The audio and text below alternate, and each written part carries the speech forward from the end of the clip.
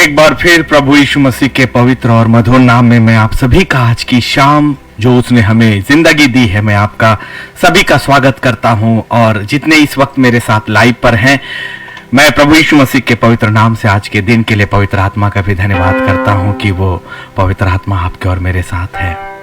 स्वर्ग में बहुत अच्छी अच्छी सी चीजें हैं जो इस संसार की समझ और बुद्धि से बिल्कुल अलग हैं। इसीलिए तो नीति वचन 3 अध्याय उसका 5 और 6 कलाम में पवित्र आत्मा हमसे ये पहली शुरुआत करने को कहता है कि तू अपनी समझ का सहारा मत लेना, परंतु संपूर्ण मन से परमेश्वर यहोवा पर भरोसा रखना। हम शैने शैने ही सही नए यरूशलेम की तैयारी की ओर जा रहे हैं, और वो एक सच और वास्तविक जगह है, आत्मिक स्थान, आत्माओं का स्थान, जहां हमारी आत्मा को जाना है, जो परमेश्वर की इच्छा है, जो उसकी योजना है। और शैतान और लूसीफर हमें हमारी जुबान पर, हमारी सोच पर एक बड़ा दुष्प्रभाव डालता है कि वो हमसे धैर्य को छीनता है। ये धैर्य इस संसार की चीज नहीं है, और धैर्य लूसीफर के स्वभाव में भी कभी नहीं रहा। लेकिन धैर्य हमने यीशु मसीह की जिंदगी में देखा है। धैर्य हमने खुदा के लोगों के जिंदगी में देखा है, उनके आचरणों में देखा है, जो पवित्र शास्त्र बाइबल हमें बताती है। इसलिए प्रभु में धैर्य एक आत्मिक हथियार है, और ये हथियार वो हैं जो लूसीफर और संसार के विरोध में उपयोग किए जाते हैं। स्वर्गीय साम्राज्य जैसा है वैसा दिखता नहीं। जैसे प्रभु की योजना है वैसी योजनाएं प्रारंभ में हमारी जिंदगी में नहीं आती हैं। ऐ महान जीवते खुदावन, हम आपका धन्यवाद करते हैं आज के समय के लिए। हमारे मन, हमारे विचारों को अभी इसी वक्त अपने अधिकार में ले लीजिए पिता। पवित्र पवित्र पवित्र सामर्थ्य सुरक्षा को हम अपनी जिंदगी में अभी इसी वक्त खोलते हैं। जितने हमारे साथ लाइव पर हैं और जो लाइव में आने वाले हैं, हर एक की आत्मा को आपके स्वर्गीय नियंत्रण और अभिषेक और अधिकार में सौंपते हैं, यीशु मसीह के पवित्र नाम में। आमीन आमीन। उस परमेश्वर की भलाई से बढ़कर और कोई दूसरी भलाई सच में नहीं है। आइए इस सुंदर से गीत को, जो तेरी भलाई को मैं कैसे बयां करूं, इस गीत को आपके सामने रखते हैं। आइए।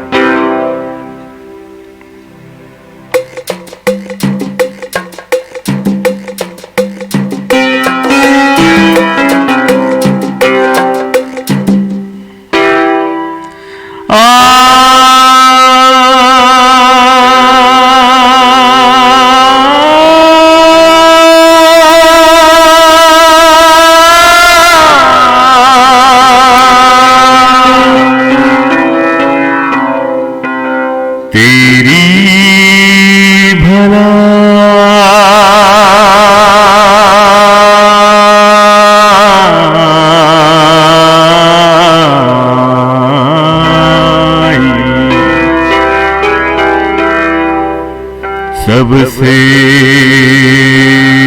अलग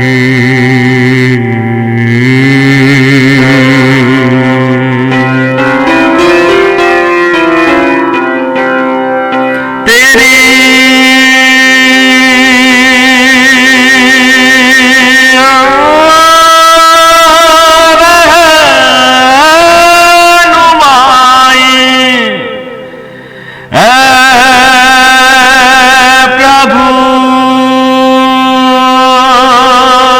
सबसे अलग कैसे बयां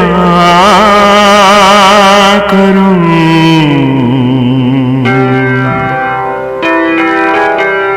प्रभु तू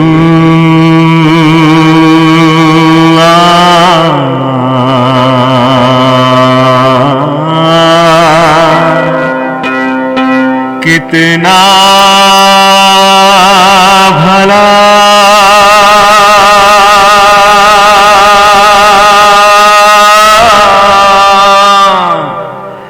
भला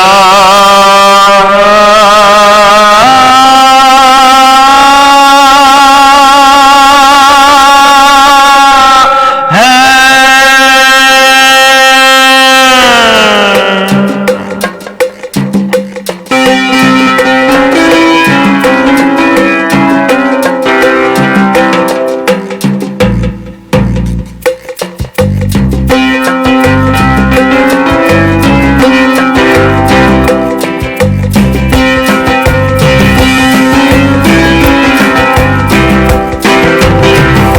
तेरी भलाई को कैसे बयां करूं। प्रभु तू कितना भला है, प्रभु तू कितना भला है।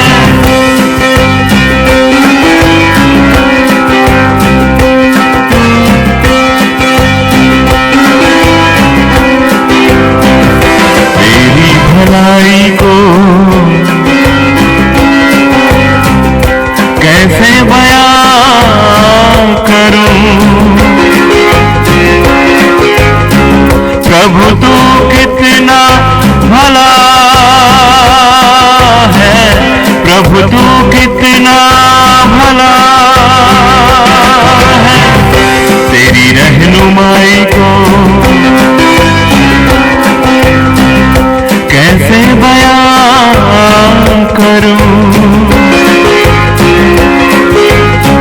प्रभु तू कितना भला है, प्रभु तू कितना भला है।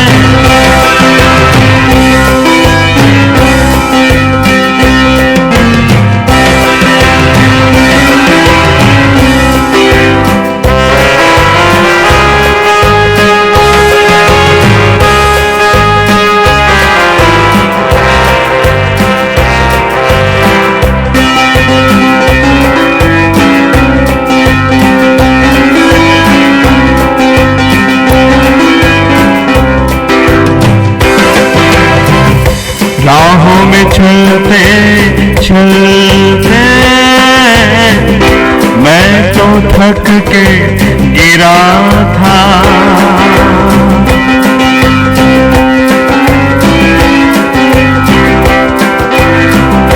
राहों में चलते चलते मैं तो थक के गिरा था। प्रभु तूने बचाया, मुझको गले से लगाया।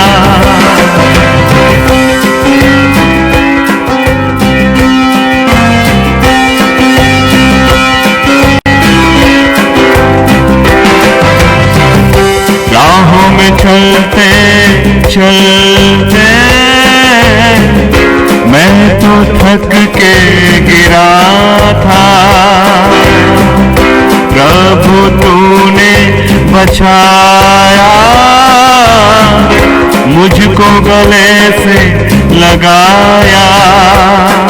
तेरी रहनुमाई सबसे अलग है, तेरी भलाई सबसे अलग है।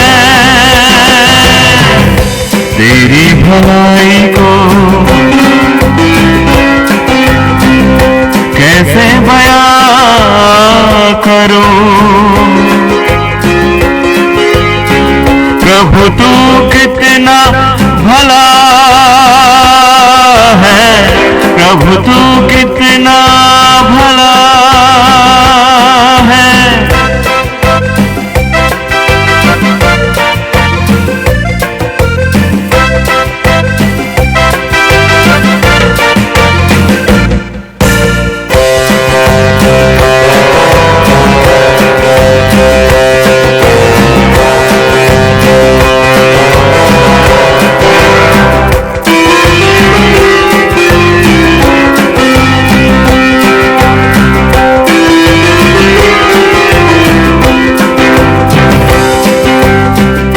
तूने प्यार दिया है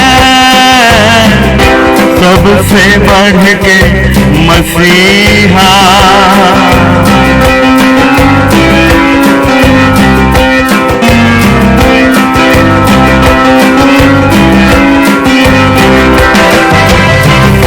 तूने प्यार दिया है सबसे बढ़ के मसीहा। तूने मुझको उठाया, मुझको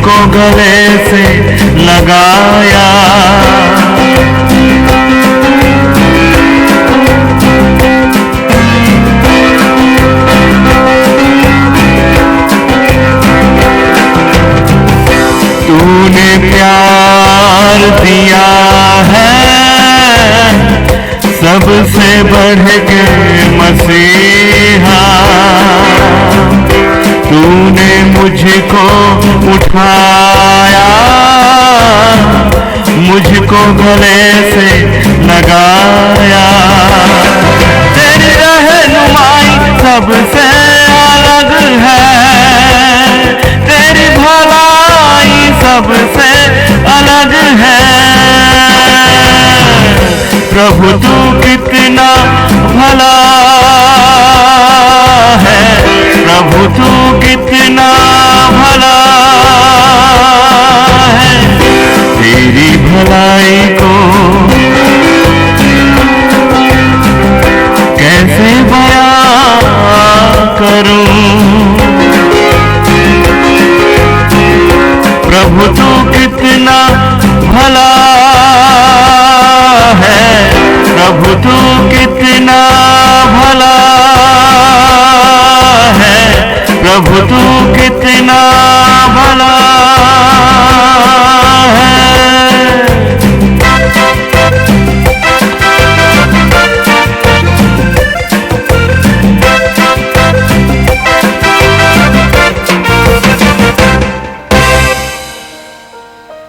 सचमुच में वो परमेश्वर आदर के योग्य और महिमा के योग्य परमेश्वर है और उसकी भलाई हमारे लिए सबसे बड़ी है।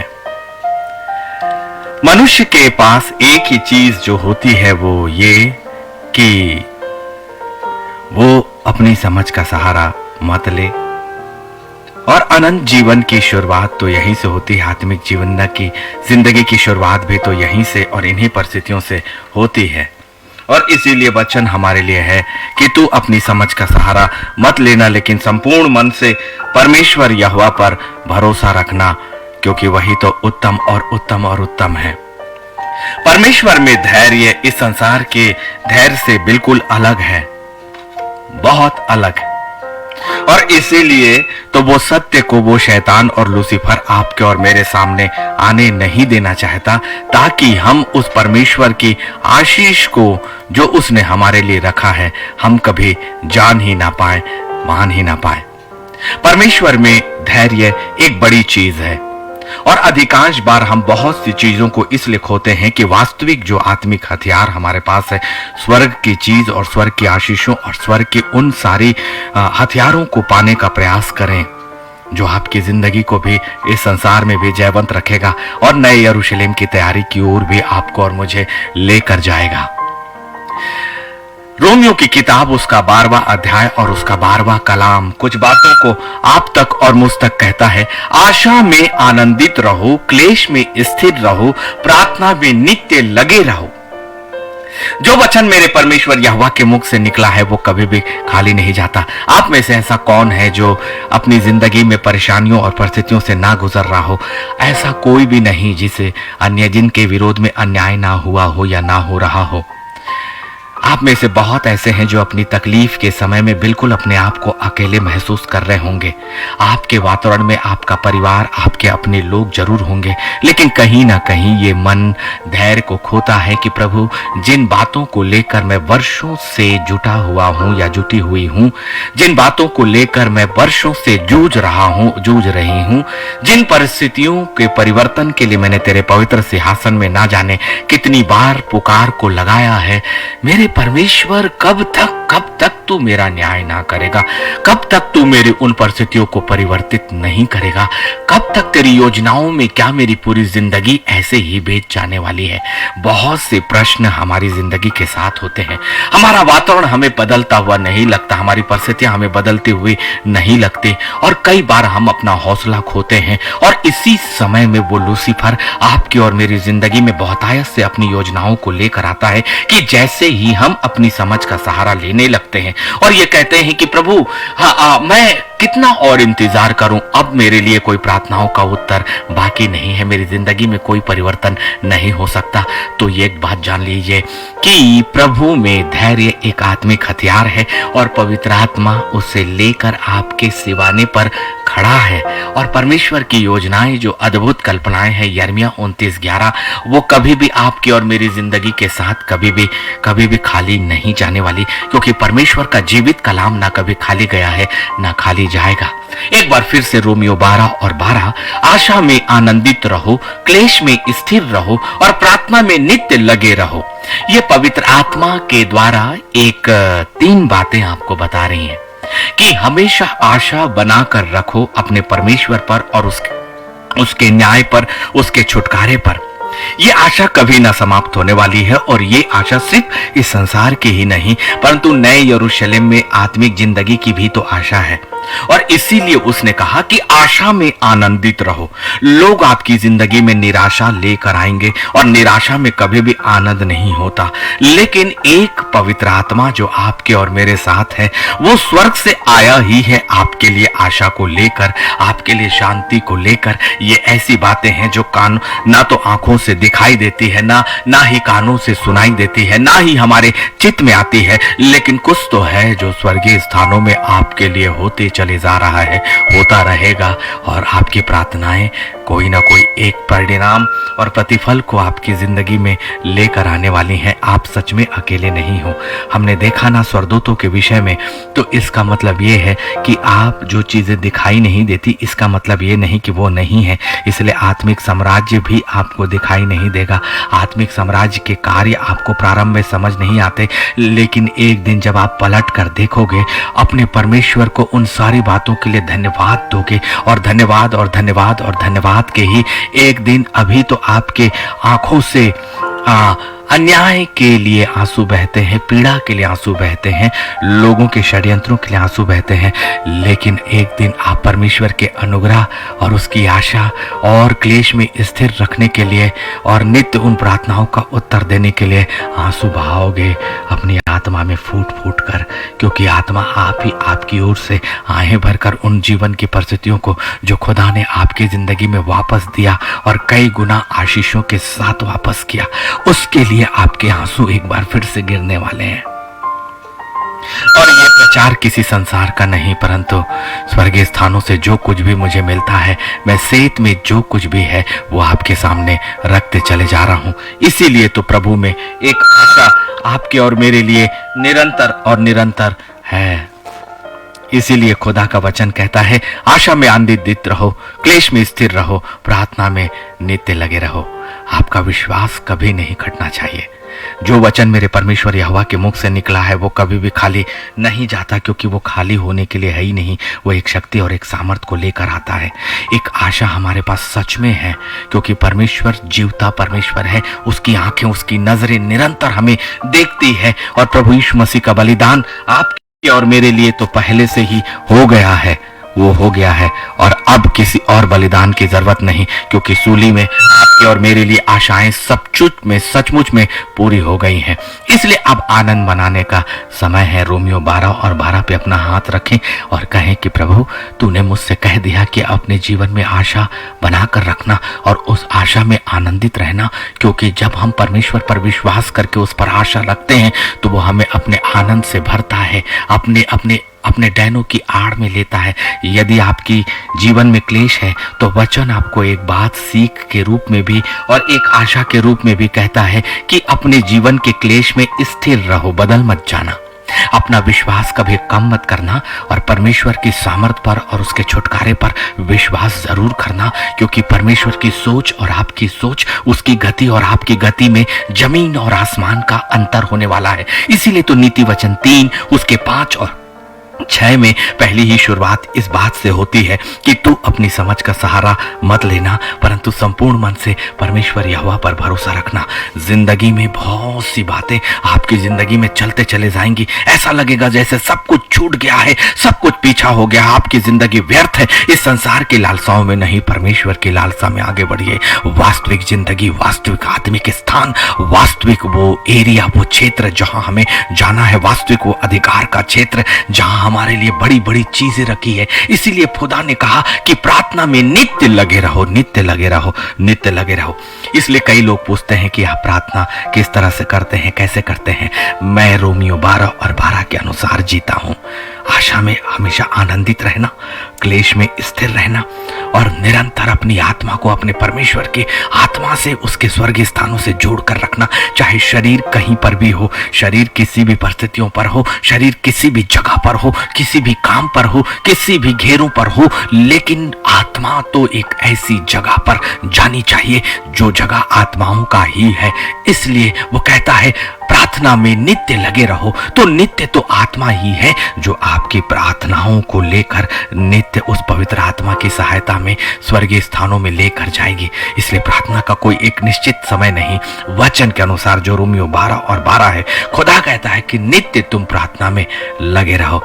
यदि आपने अभी समय सीमा, काल, दिनांक, शुक्रवार, रविवार के समय को अपनी प्रार्थना का समय दिया है तो ये आज जान लीजिए, पवित्र आत्मा की अपेक्षा ये है कि आपकी आत्मा नित्य उसकी सहायता में पिता परमेश्वर से जुड़ी रहे। और यही होता है कि जब हम गैप नहीं देते हैं, अंतराल नहीं देते हैं, शैतान को और संसार की परिस्थितियों को अपनी जिंदगी में आने का अवसर ही नहीं देते हैं। और इसके लिए जरूरी है कि हम नित्य अपनी आत्मा को पवित्र परमेश्वर की सामर्थ्य में बांध कर रखें। और इसका मतलब वो स्वर्गीय सुरक्षा नित्य और नित्य की हमारे जीवन में मिलती है। प्रभु में धैर्य सबसे बड़ी चीज है। इफिसियों 4 और उसका 2 अध्याय, सारी दीनता और नम्रता सहित और धीरज धर के प्रेम से एक दूसरे की सह लो, एक दूसरे की सह लो। ये आत्मिक युद्ध को जीतने के लिए एक उपाय बता रहा है। परमेश्वर आपका न्याय करेगा, ये सच्चाई है। परमेश्वर अपने लोगों को निरंतर देखता है। उनकी जिंदगी में जितने भी वो कार्य जो मनुष्यों के द्वारा या लूसीफर के द्वारा होता है, परमेश्वर उन सब का पलटा आपकी जिंदगी के जीते जी लेगा। क्योंकि उसने कह दिया ना, इतिहास उसके 20वें अध्याय में और 2 राजा उसके 20वें अध्याय में, कि तुम्हें लड़ना ना होगा क्योंकि युद्ध तुम्हारे परमेश्वर यहोवा ही का है, जो विश्वास के साथ जीता है। विश्वास ही तो आत्मिक जिंदगी का सबसे बड़ा हथियार है।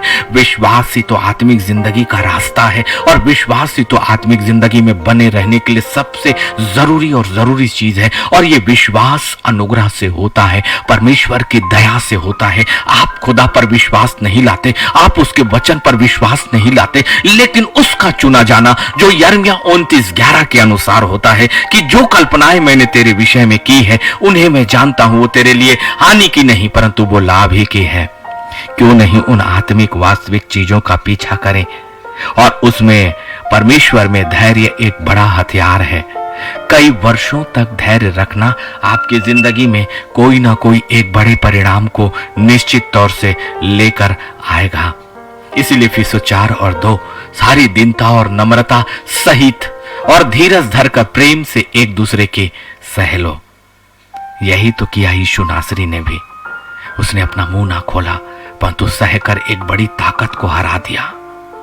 यह सामान्य चीज नहीं है। आपके अंदर यदि धैर्य नहीं है तो जान लीजिए कि शैतान आपकी जिंदगी, आपके विचारों और आपकी जुबान पे, आपके शरीर पर बहुत आयत के साथ अधिकार करके रखा हुआ है। यही एक पहचान है। क्योंकि प्रभु में धीरज जो वचन के अनुसार है आत्मा का एक बड़ा प्रतिफल है। और यदि वो नहीं, इसका मतलब आत्मा का ये प्रतिफल नहीं। और यदि आत्मा का ये प्रतिफल नहीं तो हम में खुदा की आत्मा है ही नहीं, परंतु वो लूसीफर और लूसीफर की आत्माएं हमें चारों ओर से घेर कर रखी हैं। इसलिए हमें सतर्क तो होना है और परमेश्वर के साथ हमें आदी हो जाना है। परमेश्वर के साथ सहभागिता की आदत हमें डालना है। पवित्र आत्मा के साथ चलने की आदत डालना है। प्रारंभ में ये कठिन जरूर लगेगा। प्रारंभ में हमें अपने आप में नियंत्रण नहीं होगा।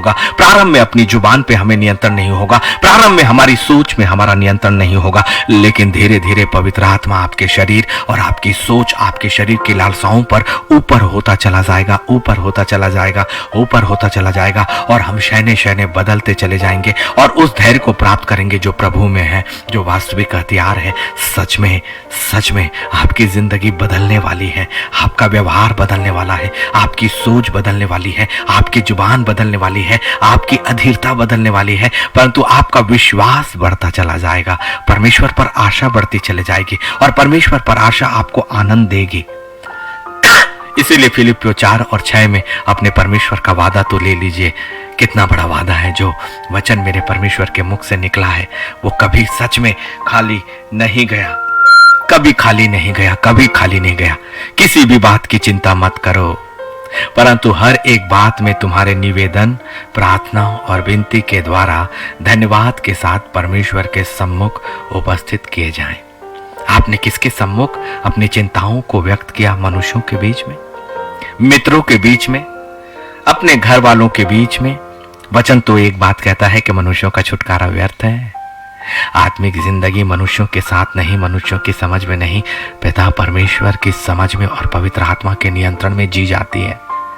और परमेश्वर अपने लोगों को सुरक्षा देना जानता है, परमेश्वर अपने लोगों को पालना जानता है, परमेश्वर अपने लोगों से अनुग्रह और दया से बात करता है। इतनी दया, इतना अनुग्रह कभी किसी ने नहीं किया आपकी जिंदगी के साथ जो स्वर्ग आपसे करता है। और स्वर्ग ने जो उपाय आपके लिए किए हैं, ऐसा आपकी पूरी जिंदगी में कभी भी मनुष्य और मनुष्यों का ये संसार आपकी जिंदगी में उन उपायों को कभी और कभी भी नहीं करेगा।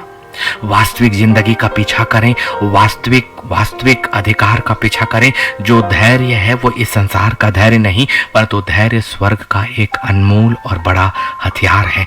जस्ट रिसीव करें इसे, इस हथियार से अपने आप को लेस करें, क्योंकि ये ऐसा हथियार है जो मनुष्यों के बीच में आपको कमजोर दिखाता है। एक ऐसा हथियार है जो मनुष्यों के बीच में आपको नकारा साबित करेगा। लोग आपकी हंसी उड़ाएंगे, लेकिन जब ये आत्मिक हथियार आत्मिक क्षेत्रों में अपना काम करेगा, ये बड़े बड़े गढ़ों को ढहा देगा। शैतान की बड़ी बड़ी योजनाओं को जो आपकी जिंदगी में है ऐसे हटाएगा जैसे वो कभी थी ही नहीं। इसलिए ये आत्मिक हथियारों को इस्तेमाल करना, आत्मिक जिंदगी के साथ चलना, वास्तविक परमेश्वर की संगति में रहना, ये हमें सीखना है। इसलिए फिलिपियों 4 और 6 में वो कहता है, किसी भी बात की चिंता मत करो, परंतु हर एक बात में तुम्हारे निवेदन, प्रार्थना और विनती के द्वारा धन्यवाद के साथ। कितनी बड़ी बात है ना कि किसी भी बात की चिंता मत करो। ये मुझे मेरे आंसुओं के समय में इस वचन ने मेरे आंसुओं को हजारों बार पोंछा है। मेरे अकेलेपन के समय में जब खुदा का वचन मुझसे बातें किया और पवित्र आत्मा मेरे सामने आकर ठहर गया और पवित्र दूतों की सुरक्षा को मैंने अपने आजू और बाजू जब महसूस किया, मैंने कहा, खुदावन, यदि मनुष्यों की एक बड़ी भीड़ भी होती मेरे पास, मेरे अपने रिश्ते और सारी बातें भी होती खुदावन, लेकिन ऐसा अनुभव कभी भी मैं नहीं प्राप्त कर सकता था, क्योंकि यह अनुभव संसार का और संसार के द्वारा हो ही नहीं सकता। इसलिए धन्यवाद दीजिए अपनी जिंदगी की हर उन बातों के लिए जिसमें आपने अपने आप को अकेलापन महसूस किया है। अपने परमेश्वर के साथ चलने के लिए ललायित रहे। ऐसा ही समय जब आप अकेले होते हो, आपका खुदा आपके करीब उतरता है। ऐसा ही समय जब पूरी तरह से आप असहाय होते हो और अपने आंसुओं को अपने घुटनों के टिकाकर जब अपनी तकियों को आप भिगाते हो, आपका परमेश्वर आपके बीच में उतरकर आपको स्पर्श करता है। आपके यीशु के उन हाथों को स्पर्श करने का अनुभव आप उसी समय लोगे जब वो आंसुओं को पोंछेगा आपके उन गालों पे जो बहुत ही नाजुक है। और मेरे खुदा का सहलाना इस संसार के सहलाने से कहीं अधिक उत्तम है, जो आपको इतनी असीम शांति और धैर्य से भर देगा, क्योंकि वो वास्तविक स्वर्ग की चीजों को लेकर आता है और सरदूतों का नियंत्रण और भाड़ा आपके पीछे छोड़कर जाता है।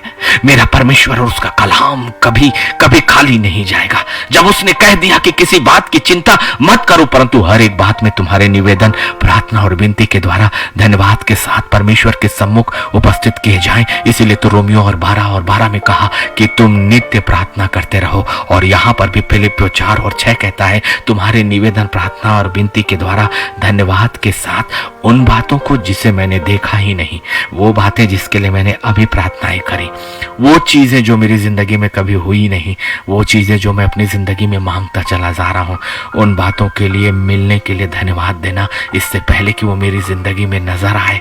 क्योंकि आत्मिक साम्राज्य इस संसार की नजरों से कार्य नहीं करता, क्योंकि मेरा परमेश्वर उस प्रार्थनाओं को सुनने के साथ ही उत्तर देने वाला परमेश्वर है।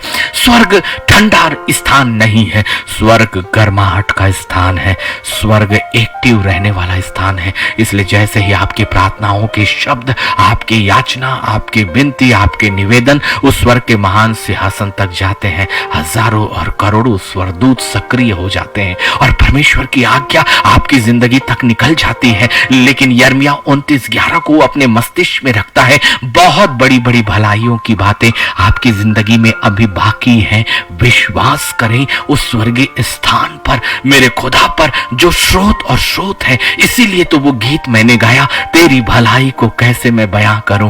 प्रभु तू कितना भला है, तेरी रहनुमाई को मैं कैसे बयां करूं, क्योंकि प्रभु तू कितना भला है। राहों में चलते चलते मैं जब थक के गिरा था, प्रभु तूने मुझे उठाया और मुझे गले से लगाया। यदि संसार आपको छोड़े तो जान लीजिए कि परमेश्वर आपके पास उतरना चाहता है, क्योंकि जब वो उतरेगा तो वो स्थान, वो भूमि पवित्र बनाता है, पवित्र करने की आज्ञा देता है। इसीलिए उसने सीनै पर्वत पर उतरने से पहले संपूर्ण इस्राएल की छावनी को पवित्र करने के लिए पहले ही निर्देश दिया था, और 3 दिन पहले से उसने पवित्र जगह करने के लिए और मूसा को यह आज्ञा दे दी थी कि उस सीनै पर्वत को तू एक बाड़े से बांध देना, क्योंकि अब महापवित्र और पवित्र और पवित्र परमेश्वर आपकी जिंदगी के बीच में उतरने वाला है। मेरा परमेश्वर अभी भी उतरता है। मेरा परमेश्वर अब सीनै पर्वत पर नहीं, मेरा परमेश्वर अब मिलाप वाले तंबू पर नहीं, परंतु यीशु मसीह की नई वाचा से हमारा शरीर पवित्र आत्मा का मंदिर बन गया। हमारे परमेश्वर के उतरने का स्थान ये सीनै का पहाड़, आपका ये शरीर है, ये वाचा का संदूक रखने का स्थान है। यही वो जगह है जो मिलाप वाले तंबू के समान है। अब परमेश्वर आपके हृदयों में आकर आपसे मिलाप करता था, अब वो अदन की वाटिका पर नहीं, आपके अंदर व्यक्तिगत तौर से आकर बातें करता है। ऐसा अवसर अपनी जिंदगी में कभी मत जाने दीजिए। इसीलिए तो मैं पागल रहता हूं अपने परमेश्वर की संगति को पाने और खोजने के लिए। इसीलिए मैं पागल रहता हूं अपने परमेश्वर के पैरों को अपने शरीर के अंदर महसूस करने के लिए कि कब मेरा परमेश्वर मुझ में आए और मुझसे बातें करे। उसका धैर्य वो देता है। जब परमेश्वर आता है तो उसके साथ स्वर्ग की हर एक चीजों को वो लेकर आता है। आपकी जिंदगी तो ऐसे ही बदलती है। बाहर से शरीर नहीं बदलेगा, बाहर से कपड़े नहीं बदलेंगे, लेकिन अंदर से बहुत कुछ बदलता है। आपकी आत्मा, आत्मा की सोच, आत्मा की समझ, आपका आत्मिक युद्ध को लड़ना, आपके संसार की परिस्थितियों का सामना करना। मेरे यीशु ने जिन बातों को धैर्य रखकर और शांत रहकर सहा है, उसका एक छोटा सा भी अंश हम अपनी जिंदगी में नहीं सहते। क्यों नहीं? उसके ऊपर भी उसने कह दिया कि अपनी सारी चिंता उस पर डाल दो, क्योंकि उसको तुम्हारा ध्यान है। इतना अधिक प्रेम किसने किया आपसे? किसने किया? केवल खुदा, और खुदा मेरे यीशु ने, जिसने अपने आप को मेरे लिए और आपके लिए बलिदान करके धीरज को इसलिए सहा, आपके और मेरे बदले सब कुछ सहकर उसने सब कुछ पूरा कर दिया है। सब कुछ पूरा कर दिया है, सब कुछ पूरा कर दिया है। इसलिए परमेश्वर में धैर्य कभी व्यर्थ नहीं जाने वाला। ये परमेश्वर में धैर्य कभी भी खाली नहीं जाने वाला। थोड़े वर्षों और थोड़ी बातों की और प्रतीक्षा कर लीजिए। परमेश्वर इसलिए रुका हुआ है कि आपकी चीजों में और अधिक भरपूरी देना चाहता है। वो ये देखता है कि मेरी संतानें मुझ पर कितनी आशा रखकर, मुझ पर उन तकलीफों के समय पर भी मेरे चेहरे को देखकर जब वो आनंदित करती है, और जब आप अपने चेहरे को अपने परमेश्वर की ओर उठाकर हंसते और मुस्कुराते हो और कहते हो, प्रभु इस लाल सागर के बीच में भी मैं तुझे देखता हूं कि क्योंकि तू आग का खंभा और बादल का फंबा बनकर मेरे चारों ओर जल रहा है। मैं जानता हूं मेरे खुदावन कि तेरे सामर्थ्य स्वरदूत मेरे आजू और बाजू हैं। मैं जानता हूं कि वो सलीब और सलीब की सुरक्षा मुझे मिल चुकी है। मैं जानता हूं कि मेरे यीशु का पवित्र पवित्र लहू और उसका घेरा मेरी जिंदगी के चारों ओर है। मुझे उसने पूरी तरह से ढांप कर रखा है। इसलिए मैं उतावली नहीं करता, परंतु धैर्य के साथ अपने परमेश्वर की ओर अपनी दृष्टि उठाएं। वो धैर्य कभी भी खाली नहीं जाने वाला है। कुछ समय के लिए संसार में कुछ भी दिखाई नहीं देगा। कुछ समय के लिए संसार की बातें आपको व्यर्थ लगेंगी। कुछ समय के लिए आपकी जिंदगी आपको व्यर्थ लगेगी। कुछ समय के लिए आपकी बातें जो पूरी नहीं हुई, वो इच्छाओं के प्रति आप ललायत रहोगे। लेकिन धैर्य रखें अपने परमेश्वर के कार्यों पर, उसके वचन पर, उसकी प्रार्थनाओं के सुने जाने पर। आपके एक एक आंसू कभी भी खाली नहीं गए। आपके अपने सर को झुकाना अपने परमेश्वर के सामने, वो कभी खाली नहीं गया। जिस वक्त आपने अपने परमेश्वर के सामने विलाप किया, वो कभी खाली नहीं गया। जिस वक्त आपने अपने परमेश्वर, अपने खुदा के सामने अपने घुटनों को टेका होगा, वो कभी खाली नहीं गया।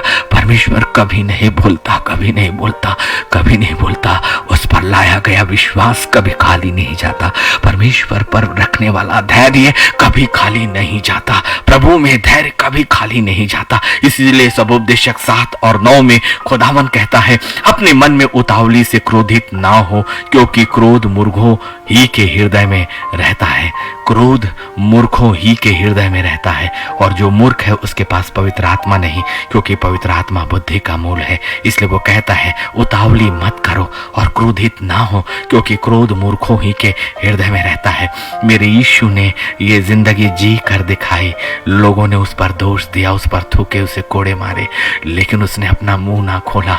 वो जो प्रभुओं का प्रभु, जो राजाओं का राजा है, जो पिता परमेश्वर के दाहिने हाथ इतनी सामर्थ के स्थान में है, जिस नाम के ऊपर और कोई दूसरा नाम नहीं है, यह जी पृथ्वी जिसके पैरों की चौकी है, जिसने महान लूसीफर को अपने पैरों तले कुचल दिया, वो यीशु शांत रहा, इतना शांत। क्या हमें उसके बराबर कोई शक्ति है? क्या हमारे नाम में कोई ताकत है? क्या हमने इस संसार में कोई ऐसी ताकत और सामर्थ को प्रकट किया है? वो पवित्र परमेश्वर का पुत्र होने के नाते भी, ये पृथ्वी उसके पैरों की चौकी होने के नाते भी उसने सिखाया स्वर्ग के हथियार को इस्तेमाल करके, कि उसने धीरज रहकर ये सिखाया कि उसकी देह में शामिल होने वाले वो मनुष्य, वो इंसान जो नए यरूशलेम में जाने वाले हैं, जिसके लिए वो जगह तैयार की गई है, अपनी जिंदगी को व्यर्थ बिल्कुल भी मत समझिए। एक बहुत बड़ा प्रतिफल आपका इंतजार कर रहा है खुदा के लोगों। एक बहुत अनंत काल की जिंदगी आपका इंतजार कर रही है। परमेश्वर का कलाम कभी नहीं खाली जाएगा। अभी भी जिसके कान हो वो सुन ले कि आत्मा कलीसियाओं से क्या कह रहा है। आत्मा कलीसिया अर्थात अपनी देह से ये बातें कर रहा है, जो यीशु मसीह की देह में अपने आप को शामिल करते हैं, क्योंकि उसने आपसे बेहद और बेहद प्रेम किया है। और इसीलिए अनुग्रह के कारण वो तुरही को फूंकने वाला स्वर्गदूत को अभी मेरा खुदा आज्ञा नहीं दे रहा कि बहुत सी आत्माएं, वो चाहता है कि उसके सिंहासन के सामने आए उसके बेटे और बेटियां एक आत्मिक साम्राज्य में आत्मिक वस्त्र को पहनकर उसकी वेदी के सामने आए। आपका इंतजार कर रहा है प्रभु, आपका इंतजार कर रहा है। धैर्य को ले लो। आज की शाम पवित्र आत्मा उस धैर्य को लेकर आपके और मेरे सिंहासन के सामने खड़ा है। आपकी आत्मा में उस धैर्य को डालने के लिए, आपकी जुबान में उस धैर्य को डालने के लिए, आपकी सोच में उस धैर्य को डालने के लिए। इसकी जगह आत्मिक है, इनकी जगह आत्मिक है, क्योंकि ये धैर्य एक हथियार है, जो आत्मिक हथियार है, जो स्वर्ग से आया है। रिसीव करें, उसे रिसीव करें एक अंगीकार के साथ। ऐ महान सिंहासन, तेरा धैर्य की आत्मा जो तूने मेरे लिए रख छोड़ी प्रभु, एक धैर्य का स्वभाव जो तूने मेरे अंदर डालने के लिए रख छोड़ा था, लेकिन मैंने अपनी जिंदगी में न जाने कितनी बार उतावली किया, अपनी समझ का सहारा लिया, अपनी जुबान को लूसीफर के नियंत्रण में दिया, परिस्थितियों की ओर देखा और तुझ जैसे महान सिंहासन और उसके उपाय की ओर नहीं देखा, जिसके पास वास्तविक उपाय है, जिसके पास वास्तविक क्षमा है, जिसके पास वास्तविक अनुग्रह है, जो मेरा सच में वास्तविक मेरा खुदा, मेरा जिंदा परमेश्वर, जिसने मुझे जिंदा किया, जिसने मुझे जिंदगी नवाजी, जिसने मुझ पर अपना अनुग्रह किया।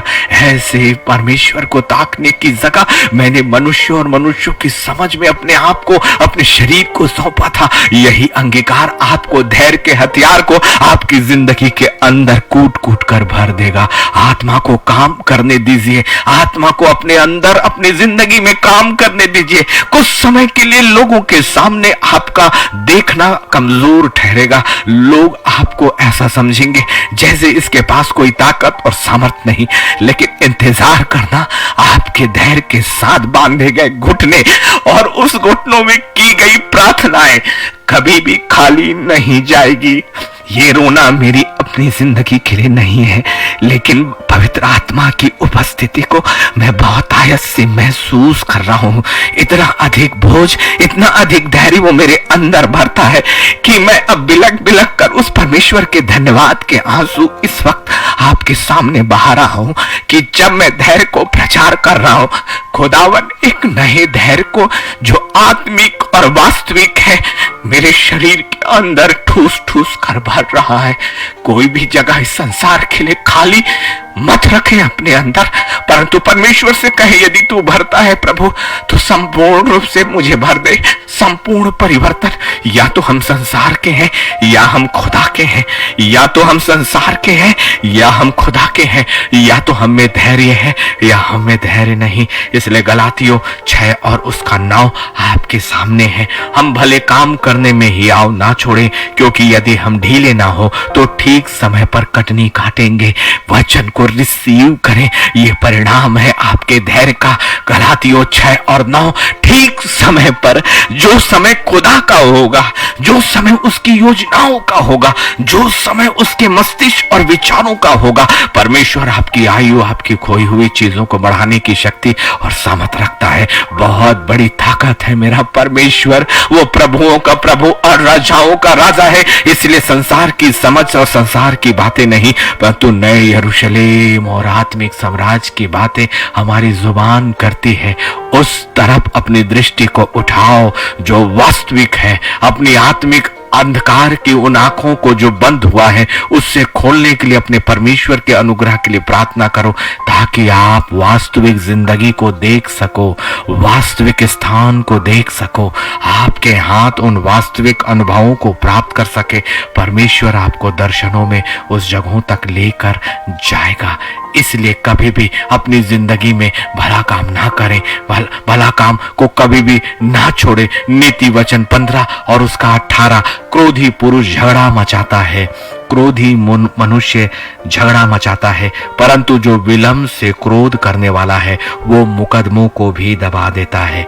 जो वचन मेरे परमेश्वर यहोवा के मुख से गया है वो कभी भी खाली नहीं जाता, नहीं जाता। पहला शाऊल उसका 13वां अध्याय, यदि हम आगे बढ़ें, यदि उसके 8वें से, तो क्या हुआ? शाऊल को परमेश्वर ने अभिषेक करवाया था शाऊल के द्वारा, लेकिन जब 7 दिन तक शाऊल का बाट वो शाऊल जोहता रहा, तब उसने एक बड़ी गलती की। पहला शाऊल 13 और 8 कि उसने कहा होम बलि और मेल बलि मेरे पास ले आओ। तब उसने होम बलि को भी चढ़ा दिया, और वो जैसे ही होम बलि उसने चढ़ाया तब शाऊल उसके पास पहुंच गया और शाऊल उसके पास नमस्कार करने के लिए आता है। तब शाऊल उससे कहता है कि तूने क्या किया शाऊल? शाऊल ने उससे कहा कि जब मैंने देखा कि लोग यहाँ से तितर बितर हो रहे हैं, तो मैंने सोचा कि ये फलिश्ती मेरे सामने आ जाएंगे और हम नाश किए जाएंगे। इसलिए मैंने यहोवा से खुद विनती करने का निर्णय लिया और होम बलि चढ़ाया। लेकिन अधिकार परमेश्वर की ओर से होता है लोगों, समय भी परमेश्वर का होता है। परमेश्वर अपनी महिमा कभी किसी को नहीं देता। वो जितना अनुग्रहकारी और जितना दयालु है, उतना ही हमें उसके वेदी का सम्मान हमें करना पड़ेगा। हम मनुष्यों के सामने कितना सम्मान और कितना संयत व्यवहार दिखाते हैं, लेकिन अपने परमेश्वर के सामने हम कभी भी संयत नहीं रहते। इसलिए पहला शाऊल उसका 13 और 13 में शाऊल उससे कहता है, शाऊल से कहा तूने मूर्खता का काम किया है, तूने अपने परमेश्वर यहोवा की आज्ञा को नहीं माना, नहीं तो यहोवा तेरा राज्य इस्राएलियों के ऊपर सदा स्थिर रखता। शाऊल का साम्राज्य, उसका राजा होना परमेश्वर के विचारों में हमेशा के लिए था। नया यरूशलेम भी आपके लिए हमेशा के लिए है, लेकिन हमने गलत विधियां अपनी जिंदगी में लाई है, धैर्य नहीं रखा। शाऊल ने धैर्य नहीं रखा। इसका परिणाम क्या हुआ कि सब कुछ उससे छीन गया। जो परमेश्वर ने उसे दिया था संपूर्णता के लिए, हमेशा के लिए, वो छीन गया। यही चीजें हमारी जिंदगी के साथ भी हो सकती हैं, लेकिन अब नहीं। हमें धैर्य चाहिए ताकि परमेश्वर का वो अभिषेक जो उसने हमें दिया है कभी भी खाली ना जाए। पवित्र पवित्र परमेश्वर, आपके वचन का हम धन्यवाद करते हैं। आपका धैर्य हमारे अंदर है पिता। हम में से हर एक के अंदर जो पवित्र आत्मा आपने दी है और जो धैर्य की आज्ञा हमें दे दी, वो कभी भी हमसे खाली ना जाने पाए। ऐ महान ऊंचे सिंहासन, जितने इस वक्त आपसे उस धैर्य की आत्मा को और उस धैर्य के हथियार को मांग रहे हैं, मेरे खुदावन, मैं आपके सामने मध्यस्थता की प्रार्थना करता हूँ। ये मध्यस्थता है प्रभु, ये मध्यस्थता है उनमें से हर एक को इसी वक्त वो धैर्य कूट कूट कर और संपूर्णता के साथ भर कर मिलने पाए। उनकी सोच में धैर्य आ जाए, उनकी समझ में धैर्य आ जाए, उनकी जुबान में धैर्य आ जाए, उनके शरीर के कार्यों में धैर्य आ जाए और पवित्र परमेश्वर तुझ पे विश्वास और आशा आए और उसमें आनंद भी आए। मनुष्य और मनुष्य कभी भी लोगों के लिए छुटकारे का कारण नहीं है पिता, लेकिन तेरी महानता के सामने मनुष्य और मनुष्य की क्षमताएं क्या है।